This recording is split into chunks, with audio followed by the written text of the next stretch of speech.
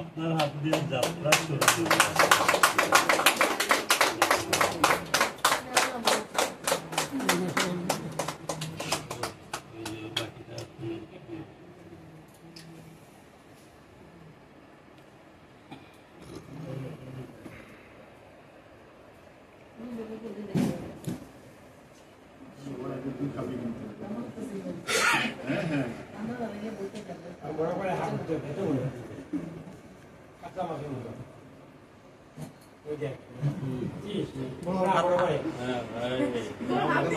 हाथ लगा नीचे করতে করতে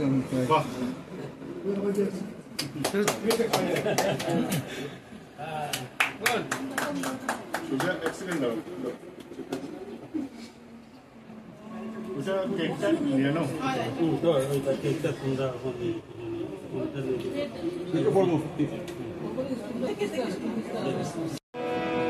বাড়িতে ছিল তোরে পাগলা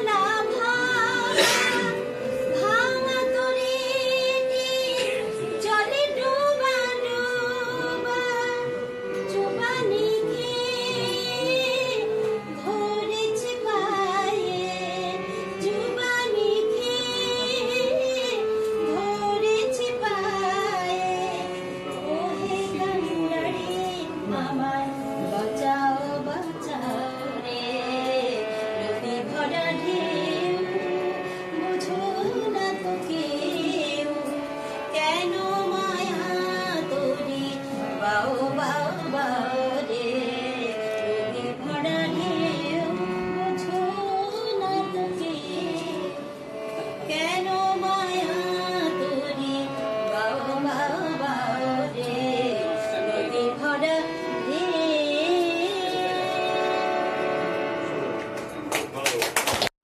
যদিও আমরা এখনো ব্যাংক অ্যাকাউন্ট হয় নাই, আমি শিলচর নেতাজি মুক্তি নবনির্মাণ ও স্থাপনা কমিটি এই চেকটা প্রদান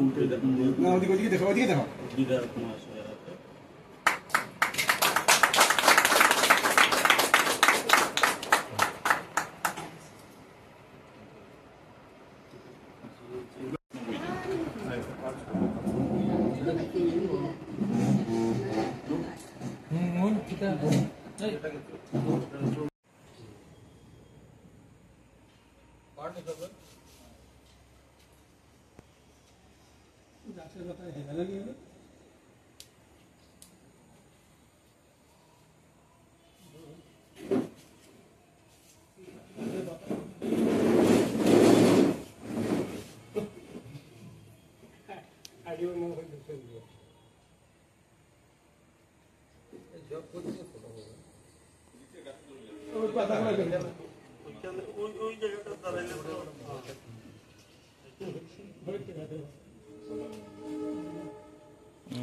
পরিবার এই পরিবারের মাধ্যমে আগামী দিনে ভালো কাজ হবে।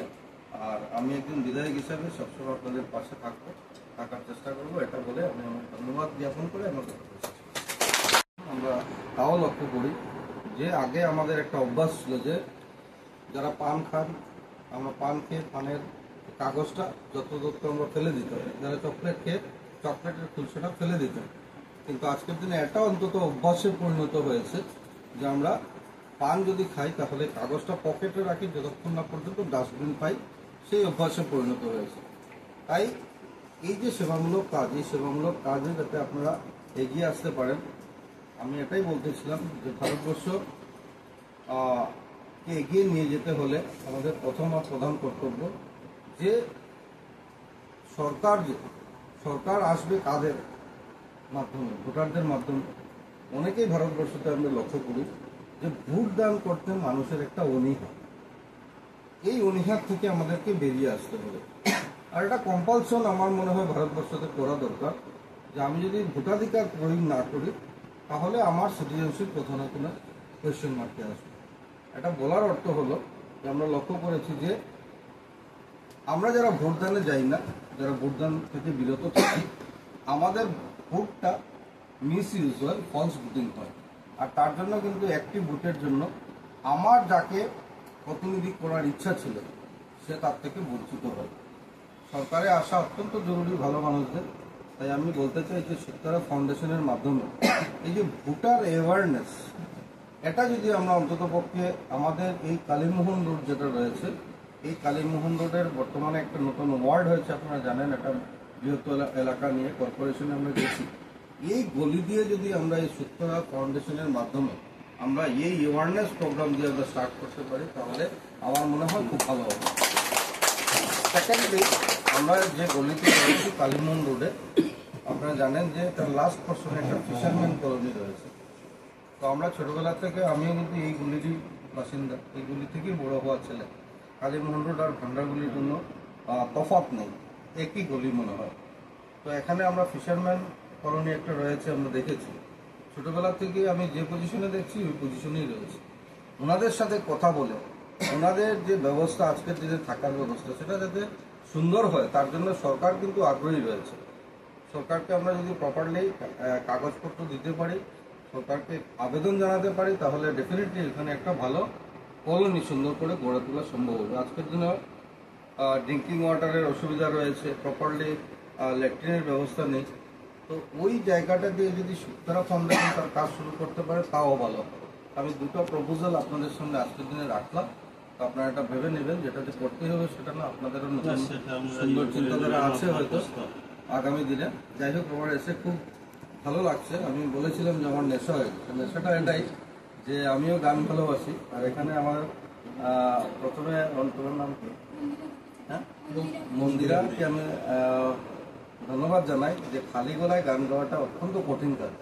মন্দিরা যেভাবে ভালো গান গেয়েছে, আমি ঠাকুরের কাছে প্রার্থনা করবো ও যাতে একটু বড় সিঙ্গার হয়।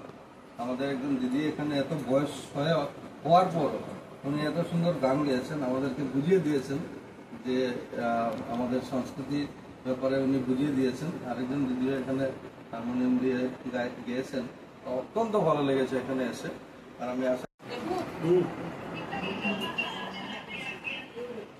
শুক্তারা ফাউন্ডেশন, আজকে শুক্তারা ফাউন্ডেশনের শুভযাত্রা। প্রয়াত শুক্তারা দত্তের স্মৃতির উদ্দেশ্যে এই ফাউন্ডেশন নন্দলাল দত্ত মহাশয় শুরু করেছেন সভাপতি হিসাবে। ইনিশিয়ালি 11 জন মেম্বারকে নিয়ে এই ফাউন্ডেশন তার কাজ শুরু করেছে। নিলয় পাল জেনারেল সেক্রেটারি হিসেবে রয়েছেন, বিভিন্ন সহসভাপতি বা সম্পাদকরা রয়েছেন। অত্যন্ত আনন্দের দিন, যেদিনে আমাকে আপনারা চুজ করেছেন। আমি এটাতে সহযোগী হতে পারে আমি নিজেকে ধন্য মনে করছি। আমি প্রথমেই আন্তরিক ধন্যবাদ জ্ঞাপন করতে চাই নন্দলাল দত্তকে, যে শুক্তারা দত্তের স্মৃতির উদ্দেশ্যে এই কাজ করা এটা অত্যন্ত গর্বের বিষয়। আমরা সবাই করতে পারি না। আমাদের জন্ম হওয়ার পর আমাদের মা বাবা আমাদেরকে লালন পালন করেন, আমরা বড় হই, পড়াশোনা করি, চাকরি করি, ব্যবসা করি, নিজের জন্য কাজ করি বা মা বাবাকে দেখাশোনা, সাথে সাথে পরিবারবর্গকে দেখাশোনা। কিন্তু তার সাথে আমাদের একটা কর্তব্য থেকে যায়, একটা দায়বদ্ধতা থেকে যায়। যেহেতু এই পৃথিবীতে আমরা জন্মগ্রহণ করেছি, আর ভারতবর্ষে জন্মগ্রহণ করা অত্যন্ত সৌভাগ্যের, যে দেশকে আমরা মা বলে সম্বোধন করি। বিশ্বে কোনো দেশ নেই যে তার নিজের দেশকে মা বলে সম্বোধন করে। তো সেই হিসাবে মায়ের প্রতি একটা দায়বদ্ধতা আমাদের থাকে। আর এই দায়বদ্ধতার কথা নিয়ে মাথায় নিয়ে যারা কাজ করে যান, একটাই লাভ হয় যে ইহলোক যখন আমরা ত্যাগ করি, তখন আমাদের দ্বারা যদি কোনো কল্যাণ কাজ সমাজের জন্য হয়, তখন একটা স্যাটিসফ্যাকশন নিয়ে আমরা ইহলোক ত্যাগ করতে পারি। আর যারা আমরা কোনো কাজ করি না, তখন ইহলোক ত্যাগ করার সময় মনে হয় যে এই পৃথিবী ছেড়ে চলে যাচ্ছে, যে পৃথিবী আমাকে জন্ম দিয়েছে, আমাকে স্থান দিয়েছে, কিন্তু এই দেশের জন্য আমি কিছু করতে পারিনি। তো ডিফারেন্স এটাই হয়। তো তার জন্য আমি অত্যন্ত আনন্দিত যে শুক্তারা ফাউন্ডেশনের মাধ্যমে আপনারা আগামী দিনে সমাজের কাজ করবেন। আর আমি আপনাদেরকে একটা অনুরোধ রাখতে চাই যে আমাদের দেশ, এই দেশ আমরা জানি যে স্বাধীনতা লাভ করেছি আমরা, কিন্তু দীর্ঘ বছর আবার পরাধীন হিসাবে কিন্তু আমরা ভারতবর্ষে বাস করতে শিখেছিলাম।